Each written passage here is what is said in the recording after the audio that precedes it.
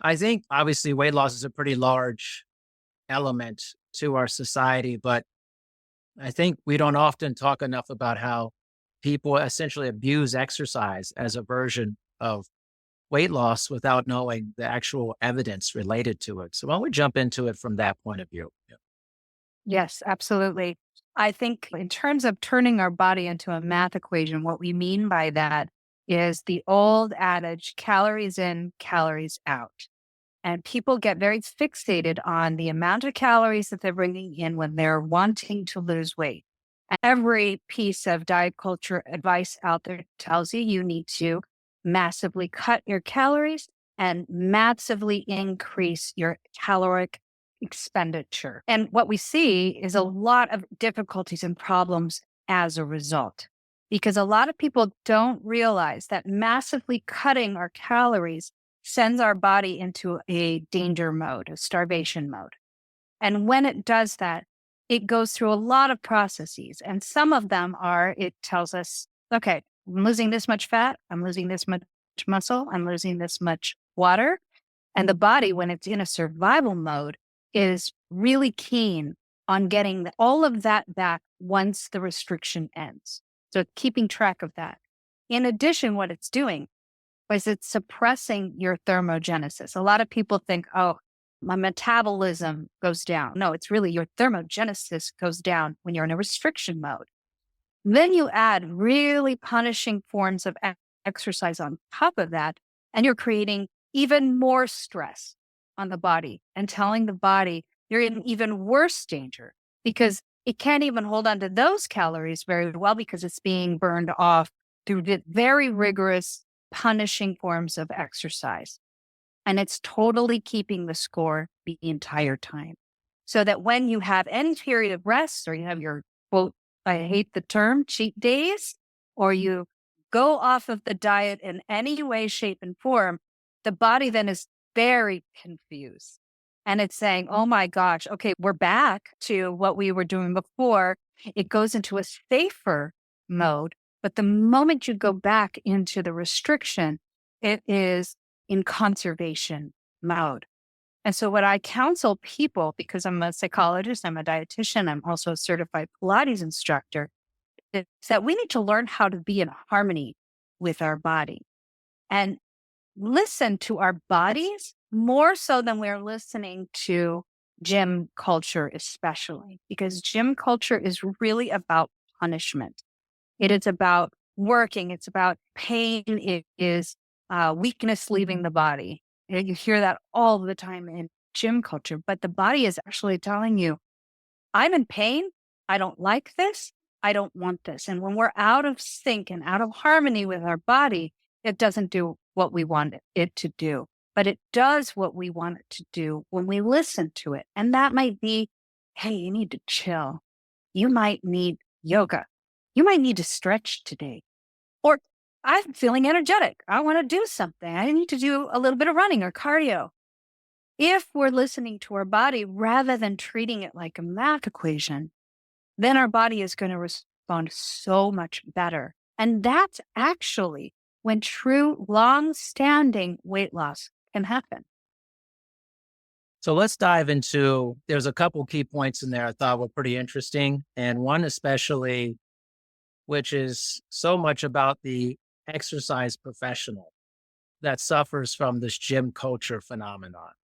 What is it about the exercise professional and specifically the exercise professional who is on camera, on social media that is exacerbating this punishing culture, which also is just like a culture of this is how it is. And it's a very, it promotes extremism in my point of view, especially Yes. online. Yes. I don't see gym culture that different from diet culture. And if you look at diet culture and you look at its $2 industry, the first, but basically the unhealthy pursuit of the perfect thin ideal, an unachievable ideal or very difficult to achieve ideal. That's one thing that drives people, especially in gym culture. And when you're a gym professional, you have this pressure on you that you have to look perfect. And I know that pressure As a Pilates instructor, you're supposed to be this live, very athletic, inspired body.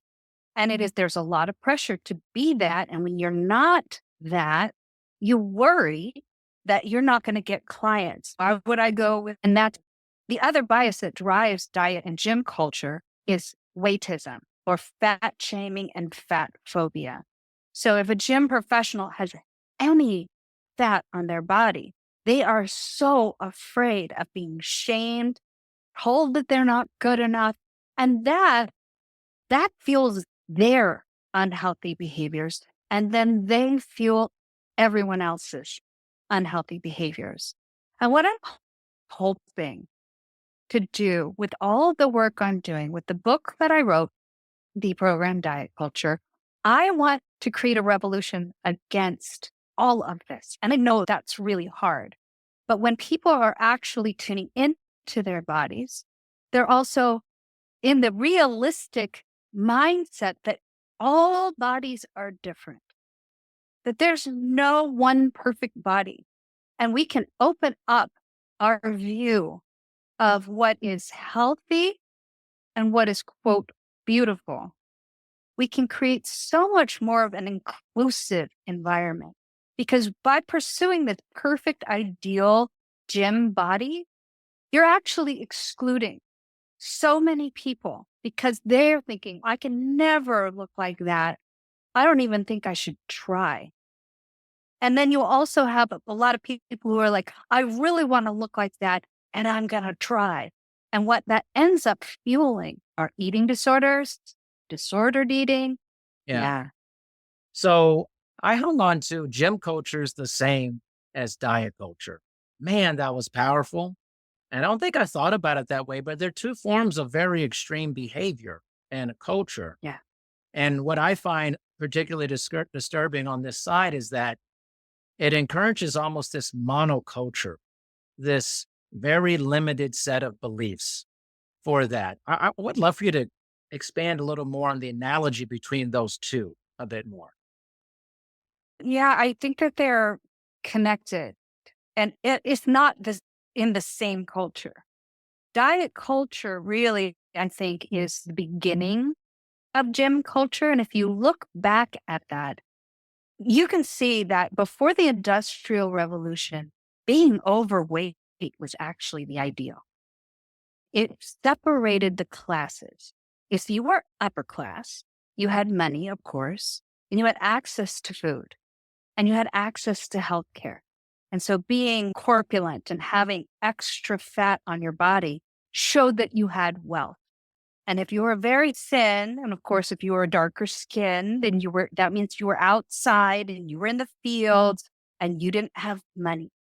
And it really wasn't until the industrialization of food that we started to see people actually becoming more similar. We started to see the poorer people having more access to food, having to work less in the fields, maybe working in factories and things like that, but having this access. And that's when rich people were like, uh-oh, we're all starting to look the same. And if these people are gaining weight, maybe we need to lose weight. And that's when you started to see the corsets and the promotion of this very thin ideal. So exercise didn't come into play until much, much later. If you're looking maybe like early 1900s, when you started to see like calisthenics, I think really military culture was the beginning culture because you started to see that men were doing all this masculine stuff and working out and doing push-ups and getting themselves ready for war. And that bled out into society along with diet culture. So diet culture is more female driven in the beginning with having this hourglass figure and being perfectly svelte and well dressed, especially if you get into the 20s and 30s and 40s. Then you get into the 50s, and I think that's when things started to become more synergistic. Just you started to see people like Jack LaLanne coming out on the scene, people promoting the kind of physical manipulation of the body in order to become the ideal. So I think it was born out of military and diet culture and then took off and became its own thing. But it has aspects of diet culture all over that. You can't go to a gym and get a personal trainer without a trainer trying to promote or push a certain kind of diet onto you and telling you, if you want results, you got to eat this much and work out this much. And that's when they are completely synergized. And it's usually an unhealthy form of dieting. Most gym trainers that I know promote something like a 1,200 calorie diet, which is not enough to fuel a toddler. It is very low. And that's when the body is going into all that starvation mode, like I talked about before. So what we need to do is we need to educate all people in the diet culture industry. I got to say, they probably aren't that interested in learning all of this because That's diet correct. culture is their whole business is fueled on a misconception. So they're not going to want to change anything. But we can also, I would love to create a revolution and switch and change industry so that it's more supportive, more holistic, more healthy for us. But we can also educate people that are the fitness professionals and have them make the most informed decision for themselves and the most informed decisions for their clients. And for those who are interested in doing that, I think the result will be that you have an inclusive clientele where you invite anyone to come and work with you. You can be a shining example of not being, quote, perfect and being okay with that and showing that health goes beyond the external. It's all about what's internal first. And you can really help people move toward a healthier form of exercise that works for them and is sustainable for them. It was interesting. As soon as you said that about the education, I immediately had this thought in my mind, and then you finished it when you backtracked. And I said, oh, no, those folks aren't interested.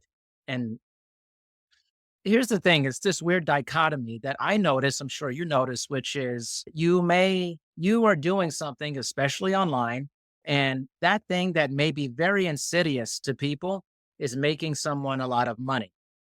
So then it Yeah. becomes this ethical dilemma. Should I choose what is right, or should I choose what gets me more followers, gets me more subscribers, and compromises who I actually am, but I'm making money off of it? Mhm. I think this is a real paradigm that we haven't discussed so much in this, because a lot of gym culture is a lot of ethically slippery slope things, Yes. very slippery. But if you talk to the people, they may be like, well, I'm making money off of this. So then there's this dilemma. What's for the greater good? Philosophically, is this a humanistic approach? Probably not. It's always a hedonistic approach. It's a very monetary based approach. Unfortunately, we're fighting a lot of that in gym culture and what's happening. So I think that's one of the sides I think we're not talking about enough. Is this choice between money and actually helping people? Because if you're Yes. telling people blatant lies online and promoting a gym culture, which in my opinion is very monoculture based and based in a lot of non-realistic things, and you're hurting people, but you're making money, where do you live on that scale? Where do Exactly. Exactly. If you just look at it, if I look at it from a personal point of view, I'm a psychologist, I'm a dietitian, and I am a fitness expert. And I could choose to go that route. I could choose that. I could be like, I'm going to be the next weight loss guru. And if you do my 1,200 calorie fasting diet and you follow my Pilates program, you will see results fast. I could do that. I actually could do that and make a ton of money if I wanted to do that. But I think it's so important to really examine the why of what you're doing as a fitness professional. Why are you choosing to do this? Is it to help people or is it to increase your bank? And it could be both. it could be both. It could be both. And what is going to make you feel better? Is it going to make you feel better to see somebody have lasting results for the rest of their lives and a healthy pursuit of their health? Is it going to be that? Or is it going to be where you punish people, put them in a very restricted diet, they stay with you for 6 weeks and they're gone? You never see them again. You never know what's going to happen to them, because that's what's really happening in the majority of gym culture. You have these clients, they stay with you for a little bit of time, and then they drop, usually maybe like a few months later. It's, I think, pretty rare, unless you have a holistic mindset to have clients for a long time. That's something that you have. Yes. And I think it's really important to illuminate to people how you're doing this, because what you're doing is certainly less stressful for yourself and more sustainable because people are staying with you for a long time. So tell people what you do. Yeah, no, that's great. Thanks for highlighting that. I appreciate it. I think one of the biggest things I'm very anti for clients, especially this get big culture, which part of gym culture is a subset, which is get big, get huge, lift heavy weights, get super ripped. Being a scientist like myself, that this actually doesn't make a lot of sense functional. It's calorically expensive, both monetarily and energetically. And over time, it's actually probably not going to serve you very well. And in order to be pretty large and pretty ripped will require some level of effort that is really not realistic or very healthy for the person. So my approach has always been, let's make you a better human being, and that you or use exercise is just part of the equation for that. Let's improve your social, emotional health, Mhm. and let's slowly progress you through the exercise progression. But let's create something that is a lasting relationship with each other. And let's make it, if the exercise part, we're going to make that about just being functional. What do you want to do later in life? And what are the things we're going to do? So my focus a lot is getting people on the ground and getting them back up. When they're young, when they're older, let's just make sure you fill the ground. You know what that feels like, and we don't fear the ground. Nothing I said is let's get huge or let's get you at the peak of your VO2 max. I just want you to be able to enjoy your life. So my approach is just very different. It's a very Mhm. humanistic approach. What's the best thing for most people is just to be able to be active, be able to do regular things. Because I learned, Yes. Supatra, I learned this like in year 2 or 3 of this 24-year career. The majority of people are not willing and also do not want to get to the peak of their fitness level. They are not willing to do it. They actually don't want it. They may think they want it when they see someone else who looks that way, but the reality is people are busy. They got a lot of shit to do. Life is crazy. And you know what?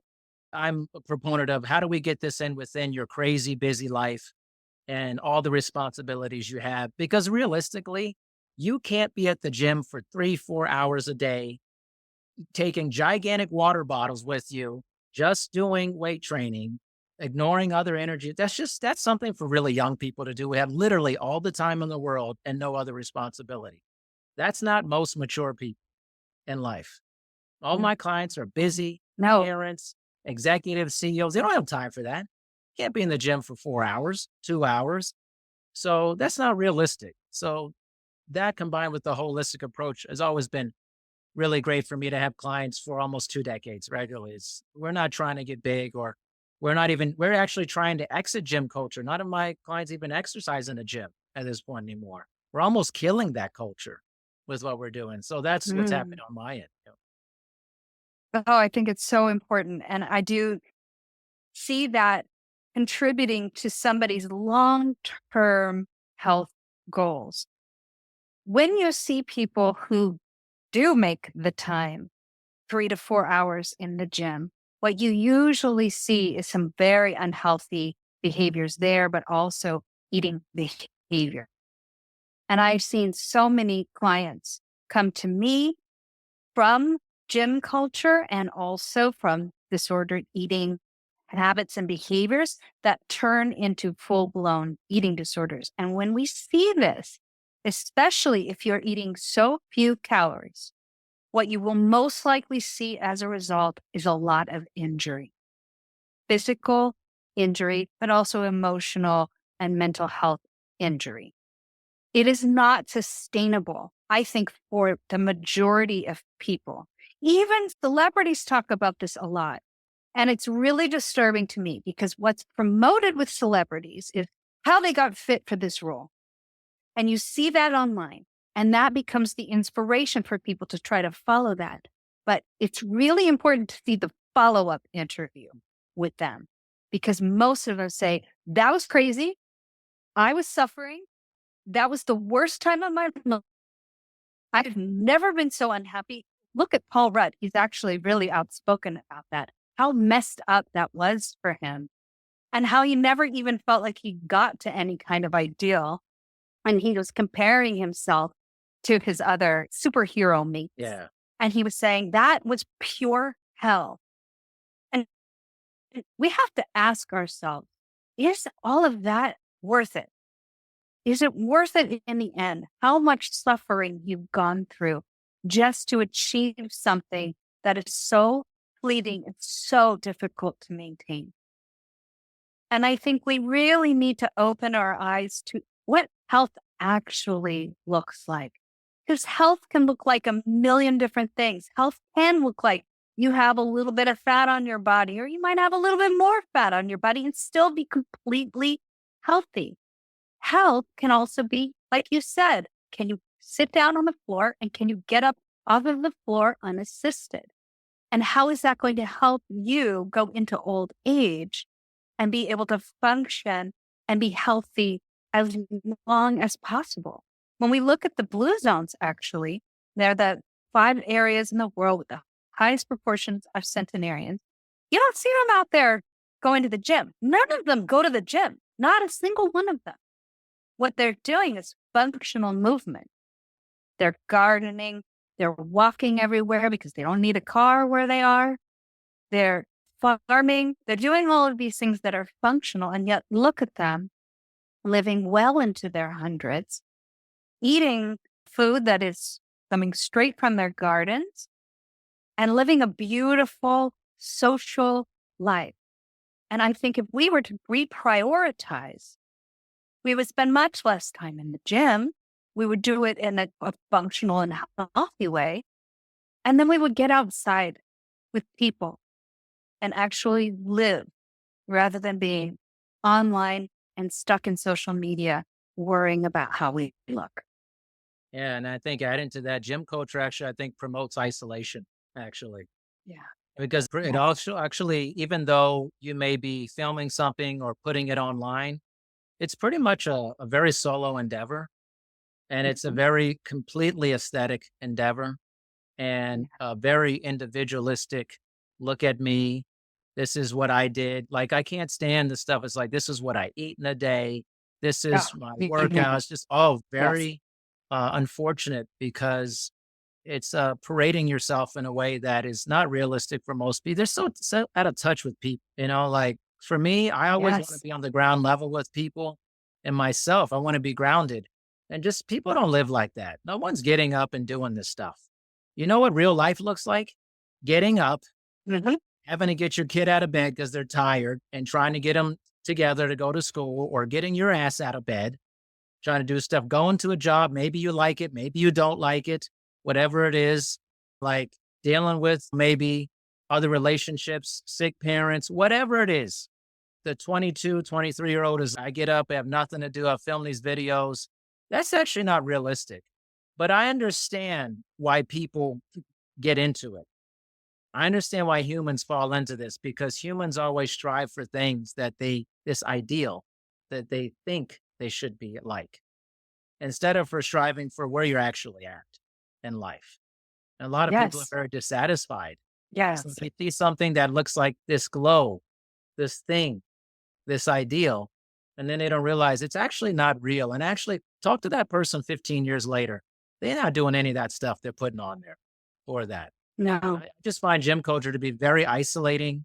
It's actually, I used to enjoy going to the gym when I was in my 20s, back in the 90s, because people actually talk to each other. You would get in workout groups with people. It'd be fun. It's actually fun. Everybody's just very to themselves now, or Yes. they're just filming themselves. It's just a Yes. very isolating culture. Yeah.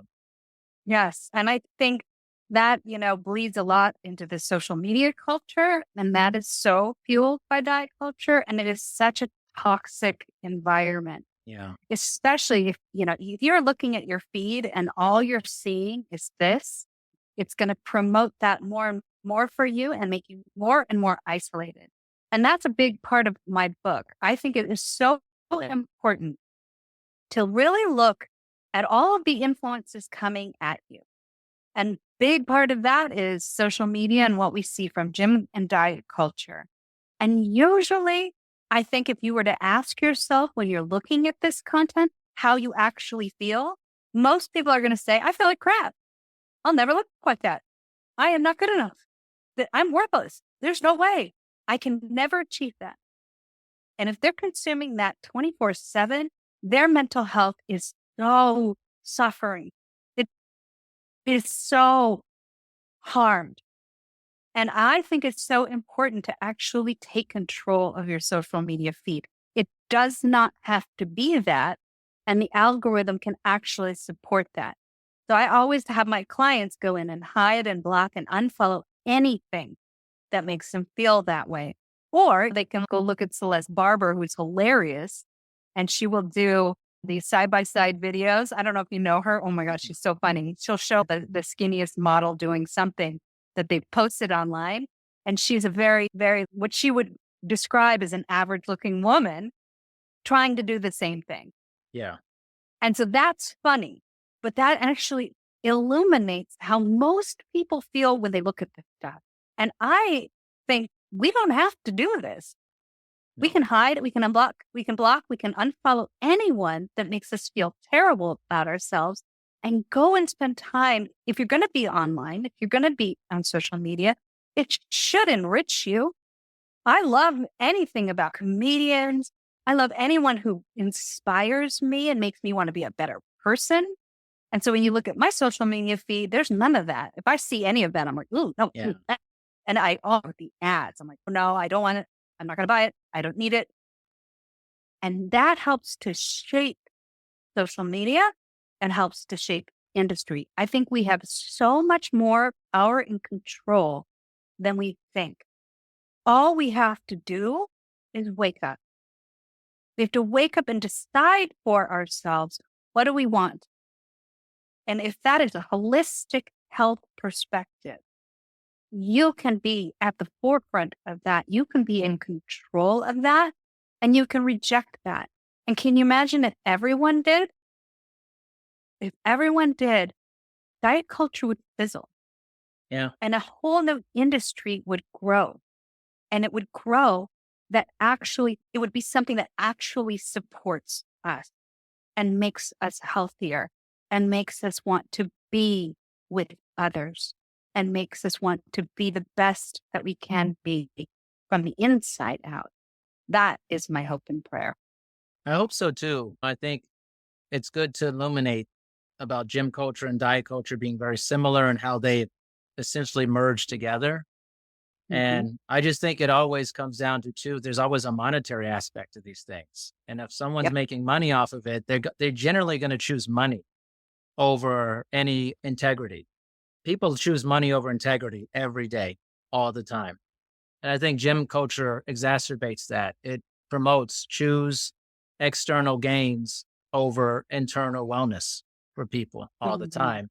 Yeah, you have to figure out how you want to live on that, whether you don't have social media or you do have it, whatever it is, you have to have, there's mechanisms to not be pulled in for Yeah. it. But I think as fitness professionals, there's always this kind of war between kind of your academic, very well researched professional versus someone who just goes viral and stuff and all those different things related to that.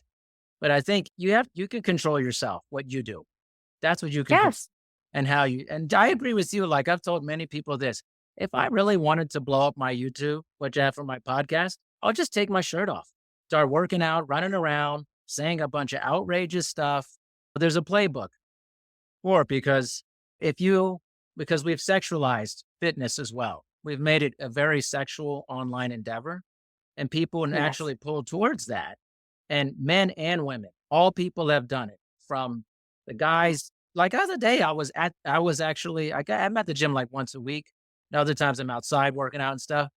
And I was like, what the hell is this? There was like videos in the gym of these guys working out. Their shirts are off. So they're super ripped. And I'm just like, this is crazy. And then I was in Vegas one Yes. time at Lifetime Fitness, and there's videos of women wearing $800,000 pieces of jewelry and they're selling the jewelry. I said, what kind of stuff is this? This is the stuff we have to get rid of, man. But the money Yes. always trumps the integrity for so many of these fitness franchises, cultures, individuals. And that is, I think, is going to be difficult because that lure is so strong for so many people. I can say this for myself personally. I have never been more full with clients doing what I love. Yeah. And I do think that if you choose your own health, you choose your own well being, and your intention is to help others do the same, you will find your clientele. Yeah, you Yeah. might not go viral, but think That's okay about though. this. That's It's okay. okay. It- It's totally okay. It'd be even great though if you did go viral doing what you love, helping people. But you got to think about your intentions and you got to think about what fuels you. And I will say this, nothing has ever made me feel better in life than to help people. That started as a Pilates instructor. When I started to see people heal from injuries, I was like, wow, oh my God, this is the coolest thing on the planet to actually help people. There's no better feeling. And to do it in a way that supports them for life, I can't even tell you. That's like worth more money than anything else. There's no dollar amount that can equal that feeling when you see somebody heal. So I think we have to really prioritize our own internal compass.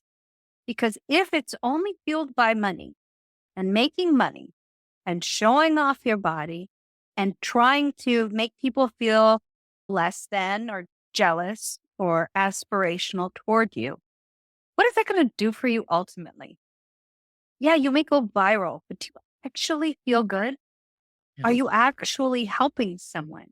Because I don't think that pursuit, and you look at that in the entertainment, I used to be in the entertainment industry. And I think so much of that is fueled by this kind of self promotion. It's ultimately pretty empty unless you're doing something good with your time outside of the entertainment industry. Gym culture and diet culture is the same unless you shift it and you focus like you're focusing, I'm focusing on helping people become healthier for life. And that's a very different pursuit than trying to go viral and make as much money as possible. And I'm really hoping, I think that there's something really lovely about the new generation coming to adulthood, Gen Z. They are very socially and civically minded. And I think that is really hopeful for us because they may be the generation that helps us get out of this toxic, dollar driven society and help to shape industry. So I hope anyone who's listening is inspired because if you guys really put your dollars to its best use, your voting to its best use, there's so much we can change. We can quit this toxic, high protein, animal protein centered mentality that is completely destroying our planet. Right. And we I can am so take with those, you. right? We can take those dollars and put them towards organic farming and the consumption of plants that make us healthier forever in the long term. I'm not saying everybody gives up meat or anything like that, but gym culture in particular is really tied in with big agriculture. And that is super insidious because, oh my God, the more meat you try to sell, the more high protein, everything right now is high protein. Everything is high protein. And I just want to say, you guys, we cannot eat this much protein. We cannot. People don't understand how much protein we actually need. And just for the quickest 2-second reminder, it's the length and the width of your palm without your fingers. That's all you need in a day. That's all you need in a day. Most people get that in twice of that in one meal. And I'll tell you this, and Google it if you don't believe me.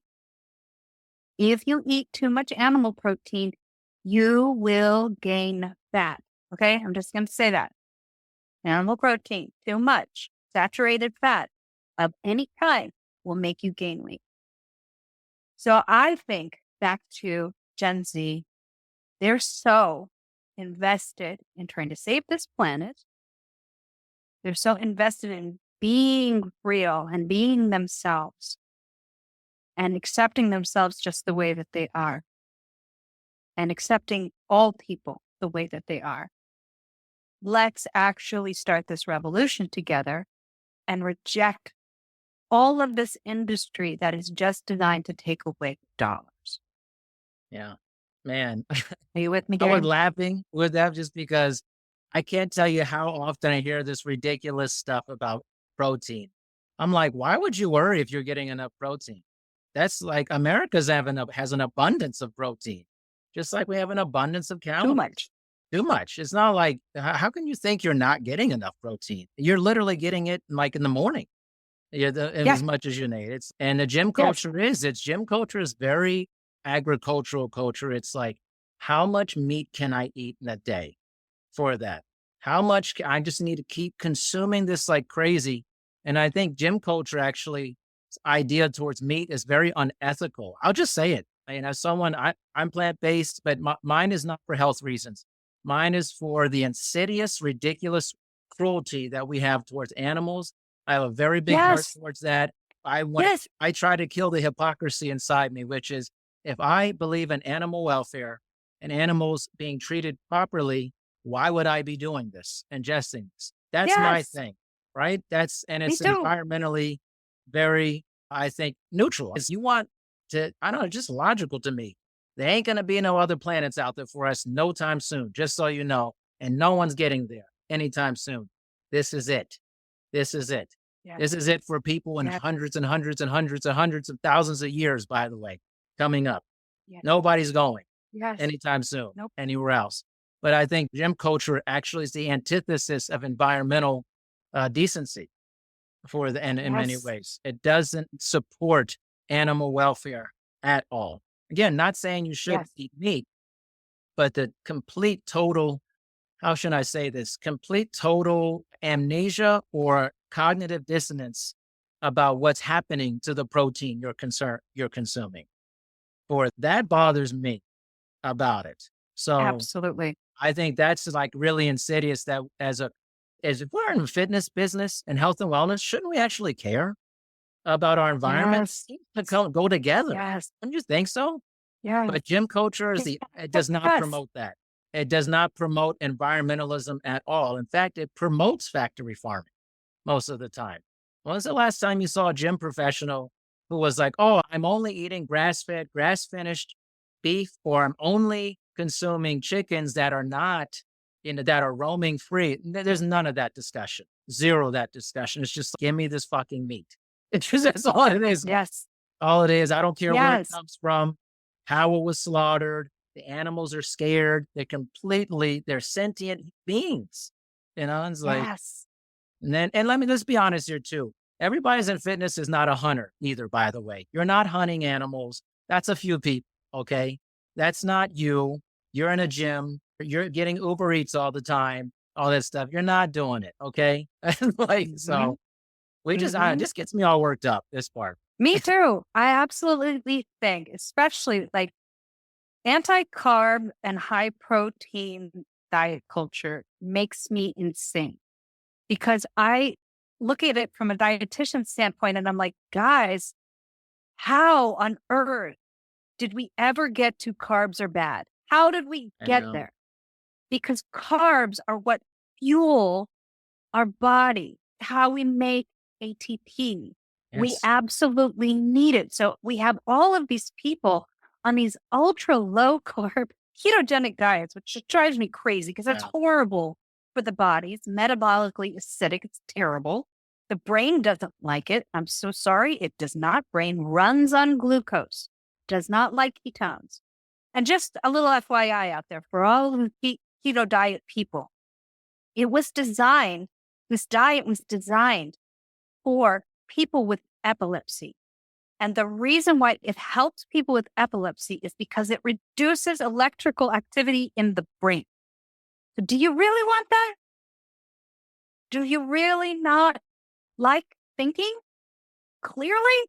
Because that's what happens when you take so much carbohydrate out of your diet. You get foggy brained, you get anxious, you get depressed. It makes you weak. It makes you tired. It makes you extremely unhappy. So we have then protein coming as the rescue. But what you're actually seeing, if you consume more than that palm of yours, you're seeing so much saturated fat come into your system that the body cannot help and process it fully. So it starts to strain your kidneys, it starts to strain your liver, and then it becomes stored as fat. But that fat is also going through your bloodstream. It's clogging up your arteries, and it's also making you more insulin resistant because all of that fat is gumming up your insulin receptors. So this eat protein mentality is actually really great marketing for an industry that is destroying this planet and hurting animals, really making them suffer. And that when you really open your eyes to that, hopefully you can't unsee that. If you actually saw a video of these factory farms, and you're right, you have no idea when you go to a restaurant, they may say it's organic, but No it's way. probably not. I'm sorry, it's No probably way. not Was brought in on a because Cisco truck. Guaranteed, man. yes. And if they need to make money just like everyone else needs to make money. So they're going to get the cheapest meat possible. And the cheapest meat possible is subsidized by our government and lobbied heavily to be promoted by our government. And so that's why you see crazy things like even from the Academy of Nutrition and Dietetics, which makes my head spin, or big ag in places like the American Heart Association, which makes me crazy, that in the Susan G. Komen Foundation. We need to wake up to that and see where all the dollars are actually going. Yeah. And if you think that consuming tons of meat is going to make you rich, you're fooling yourself. So I encourage everyone to get as educated as they can, to really look at the scientific research, especially when it comes to plant-based eating. And when they look at also the blue zones, because the majority of them, especially Loma Linda here in California, are vegan or vegetarian, Yeah. you realize that you can actually have the best health and be promoting something that's good for the planet and good for animals. And that needs to be disseminated into gym culture, especially. Totally agree. Totally agree. I think one time I was talking to someone, it wasn't that long ago, and we are talking about chicken. It's because I become plant-based, and they were like, "You're not gonna eat chicken?" And I said, "No." I said, "On that chicken you're eating, they juice it up with so many hormones and steroids. Do you know that the chicken's breasts get so big that sometimes their legs break and they Yes, can't even walk?" And seriously, yes, like, that's what's on your plate. I'm not it says nothing to do with health for me. I understand that nice side health benefits because that part people get so worked up. Oh, we don't know if it's this or that, but come to me about the animal welfare part. That you can't deny. You can't deny that part. that Yep. these animals are being mistreated. They're literally being tortured. They're being tortured. Yes. You're eating tortured animal products. I'm not saying you shouldn't eat meat. I'm just saying ease up on it a little bit. And two, and maybe actually look into how these animals are being treated. And if Hmm. gym culture is always promoting eat, especially bodybuilding culture, which is extremely toxic to me, which is Yes. like eat chicken and rice all the time. That chicken is probably been pumped up with so many steroids in it and all And this junk sodium. and sodium. Is like, seriously, how many bodybuilders you know that are alive in their 50s, 60s, by the way, or haven't had triple Exactly. bypass heart surgery? It's like this disgusting, destructive process is hurting a lot of people. Now, listen, Yes. they could say it's my right to do what I want with my body. It is. It's totally your Totally. right. You go for it if you want to do it, but don't pull a lot of other people into it. That Yes. and they don't know the reality of it. My thing is, if you're doing that stuff, go for it, do it, but be Totally. honest. Like, this is probably not going to keep me alive that long. I'm doing this for because I just feel like I want to do it, but I shouldn't be promoting this to other people. At least give a disclaimer about it. Yeah.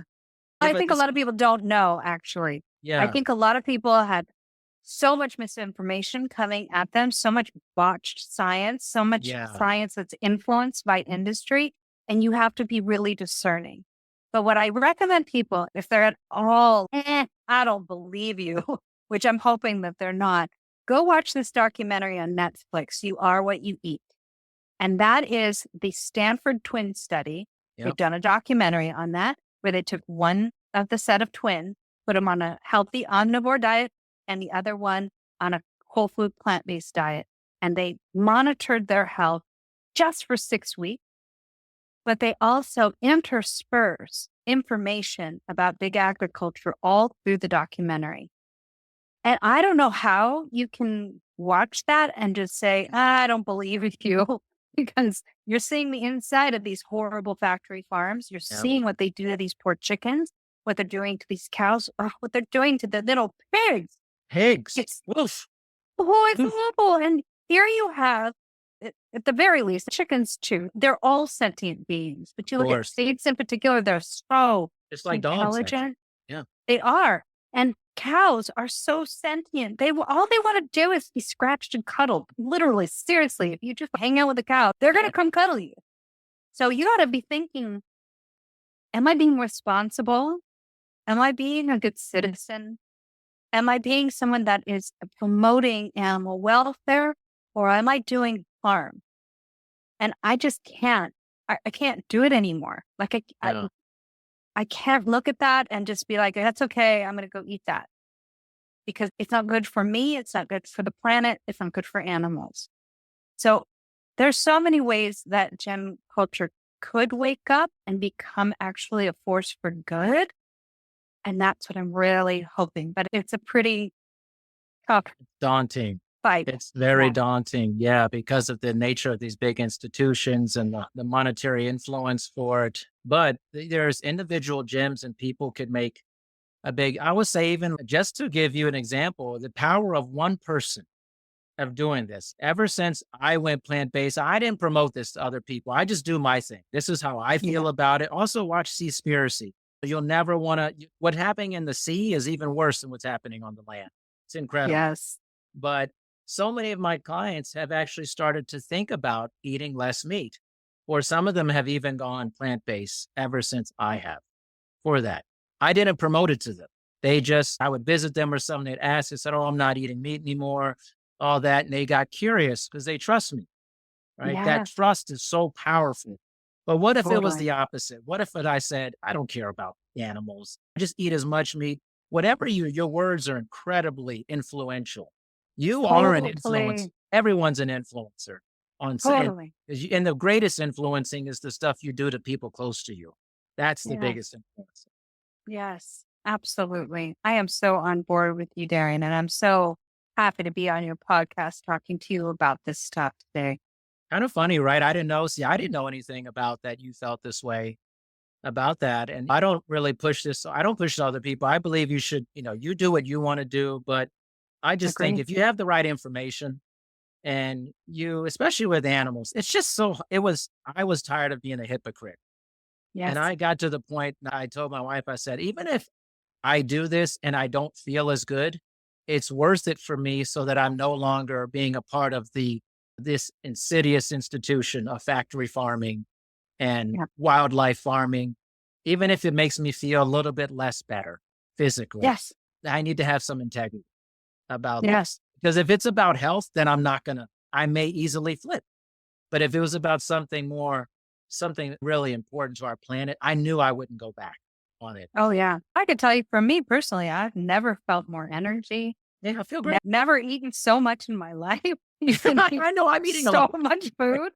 I'm eating Yeah. so Like, much, man. I don't even think about it and I eat whatever I want, Yeah. staying, of course, within my ethical Sure. boundaries.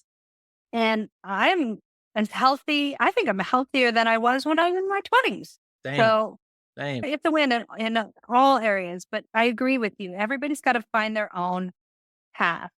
And if you do the research, and I invite you to also go look at Michael Grieger's work at Mhm. nutritionfacts.org and his books, especially How Not to Die, Yep. that will also, I think, inspire you because you can't really deny the scientific rigor that he puts forward. Totally agree. I'm a big Yes. follower of the work that he does. And Hmm. I just think we all, and in summarizing this too, I have a lot of hope for Gen Z. I wanted to get to that. I don't want to forget that. These Yes. folks, these group of humans are living the ideals that I think we've always strived for. Are they Agreed. perfect? Definitely not. They got their issues too, just like Is every anyone? generation. But their heart is in the right place for the larger issues societally, I agree. I agree. civically, justice wise, environmentally. And I feel like they just came online and they were like, wait a minute, this planet is all we got. This is Yes. And literally I it. love it. That's my heart. This is it. And I know that people think we're spending all this time going into space and do all this other stuff. Just the logistics of that. You're talking crazy amount of time in human history for that's even other Yes. planetary stuff. And honestly, I don't have a lot Yes. of hope that we would do great there either. Honestly, it's, it's I know. I think I we'd maybe know. like I think we'd maybe try in the beginning to be more sustainable culture, but then as long as the corporations start getting involved and start that engine starts growing, it'll be like in the movie Ad Astra, where they go to the moon, that movie Brad Pitt's in, and there's a Roy Rogers on the moon and a McDonald's and all this stuff. Or It you look just at Wally E. That's another one, yeah, it'll like, just turn is into a that. scary prediction. Yeah, I yes. think your voice is absolutely, completely mandatory Thank for you. gym culture to hear because it's refreshing. It is planet, health, and animal forward, and it's just good for everyone. So I'm so grateful to be sitting here Same with here. you. I wish I didn't have to go. I know, same here. I'm so sorry. I know we went Yeah. for more than I thought, but it was just so good. I just had to keep going. So I thank you know. so much, Supatra. I know. And We're gonna have more when you're on mine. most definitely. All right. Thank you so much for your time. And we'll have in the show notes all your links and everything like that so people connect with you. Thank you so much.